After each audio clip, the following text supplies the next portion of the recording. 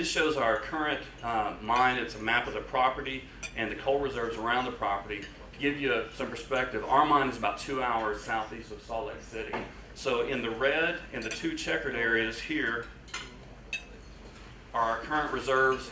There's about 12 million, actually over 12 million tons of reserves right now that we have control over. So 12 million tons, doing the math, it's almost half $500 million worth of coal. Adjacent to our mine, between the county and the Bureau of Land Management, the federal lease, are over 100 million tons. So you're talking about over $4 billion worth of coal around our mine. And our strategy, and this is what we're doing now, we're mining to the west to be able to tap into those coal reserves in the future. Dan Baker is our CEO. Dan is a great story. Dan started out as a teenager in the coal mines back in the 70s with a shovel in his hand. And then from there, learned how to run a roof bolter, learned how to run a miner, and worked his way up. Dan has held just about every position anyone can hold in a mining operation. Dan has worked in continuous mining operations. Dan has worked in longwall mining operations. Dan moved on to executive positions. He was head of fuel procurement for Pacificorp, which, as I mentioned, is one of our customers, one of the largest utilities in the West, and a Warren Buffett company. Dan moved on to Consol Energy. Dan was head of mining operations for Consol Energy for several years. Under Dan's leadership, they operated 28 mines. They were producing more than 72 million tons per year. And so when I talk about scaling our operation, these things are old hat to Dan. And actually, it's kind of funny, Dan was nicknamed Longwall Dan at Consol Energy. So we have a guy that's one of the most respected coal executives in the United States with our company. And to be honest with you, we're really fortunate to have him. He retired from Consol, went back home, was raising horses, got bored with retirement, and we're fortunate that our Horizon mine is where he grew up. So he's a hometown boy that wanted to take this company and roll it up, optimize the mine, and go out and buy other mining operations. Joe Fielder is our mine manager, over 33 years of experience. We run an extremely safe mine, never been a fatality in our mine. We have not had a hospitalization injury in our mine in over 2 years. All of our safety statistics are above industry average. This is Joe Fielder in a rescue chamber. Joe is actually a former chairman of a safety committee for the Utah Mining Association. We run a very safe operation.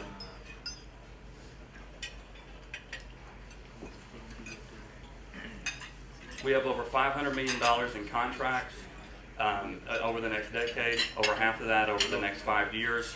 We actually have secured storage area for a port in the northwest United States to be able to ship to China, which we believe that port will be ready to go by mid-2012. China's coming and going for coal.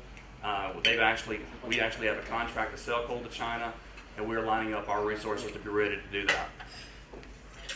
Okay, here's the scoop on the stock. Ticker symbol AWSR. Market cap just under 45. If you look at the price, we're trading at about $1.50. High is $3. The company has not been profitable to date. We anticipate becoming profitable the second quarter of this year as we reach the 60,000 tons per month run rate. And so the bottom line is this is a great investment opportunity.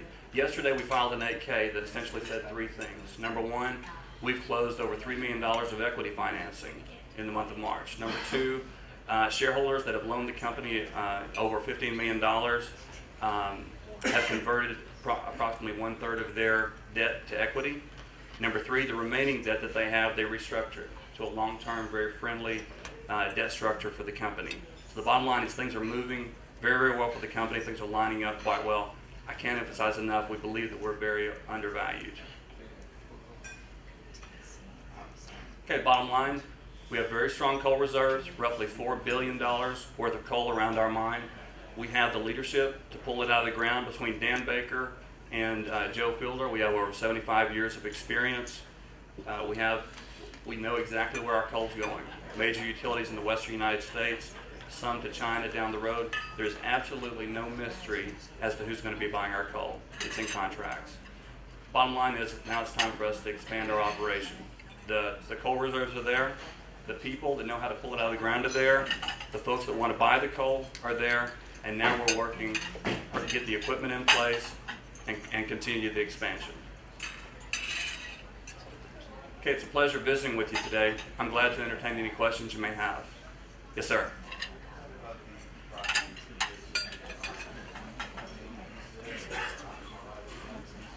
Sure. The question was regarding the coal reserves adjacent to our mine. Do we currently own that property or have the rights to it? We currently have rights to approximately 12 million tons worth of coal in our current lease.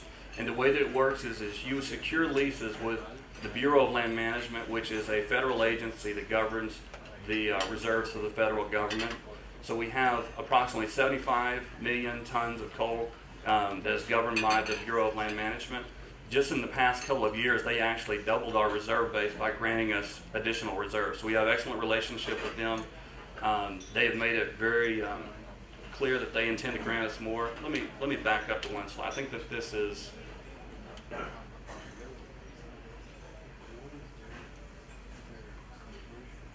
Well, it's a little bit more involved than what I thought it'd be to get here, but here it is.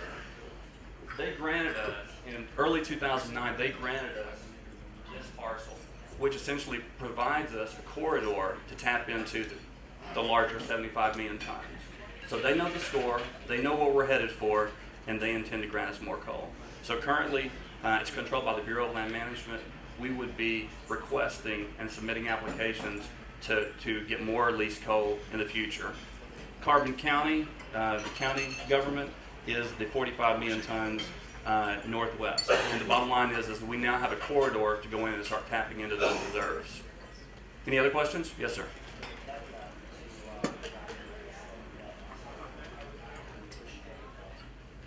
You're asking if there's a caveat or what type of contingencies that there. Okay, the question was, are there contingencies to be able to obtain those coal reserves? The answer is yes. There is a bidding process. I'm glad you asked the question because I guess the natural question is, what stops one of the big players to come in and grab these reserves, right? Okay, and the answer is there's a huge fault on the west side. This is over a 200-foot fault. It would be cost prohibitive for any company to be able to come in and cross that fault. It costs well over $30 million. Plus, they'd have to get the permit. We're already permitted in the area. We already have the hole in the ground. We have the access. To the north and the south, there are mountains. So the bottom line is that if somebody wants those coal reserves, they're better off buying us. So to answer your question, the risk of someone else coming in and getting it is very, very low. However, there is work to be done to acquire those. It's just a simple leasing application process, and they've already granted us one parcel within the last couple of within the last couple of years. So the bottom line is we're raising capital. They're seeing our operation get stronger and stronger. Several years ago, the company was out of bankruptcy. We took the company out of bankruptcy. They immediately granted us more coal reserves. They're seeing us get stronger, and we're getting greater traction. Last question, sir. Yeah, when you go into cash flow positive, what are your cash reserves, what's your burn rate, and how many shares per day? Right. That's a zinger. There's a lot of questions there. You said I only had one shot. Oh, that was one shot. Okay, let's see. Cash reserves, we're currently, as I mentioned, we just closed on $3 million equity financing, okay? We are devoting those to buying equipment. So that gives you a flavor. What was the second aspect? When are you going to be cash flow positive? Yeah, we did a press release a while back that said that we are ramping up to 60,000 tons per month, that we anticipate that in this quarter and turning cash positive this quarter. And what's the burn rate? The burn rate before that, well, that's a tricky question because we deployed a second miner in February, which obviously decreased the burn rate. In the middle of 2010, the burn rate was around $300,000 per month. But that was different market conditions. That was only with one miner running. How many shares per day do you average? I think the question was how many shares traded per day. On average. I think around 20,000 is kind of an average. We have had 100,000 days. And so the bottom line is there's a lot of opportunity here. We believe that we're very undervalued. It's a good investment opportunity. Thank you very much.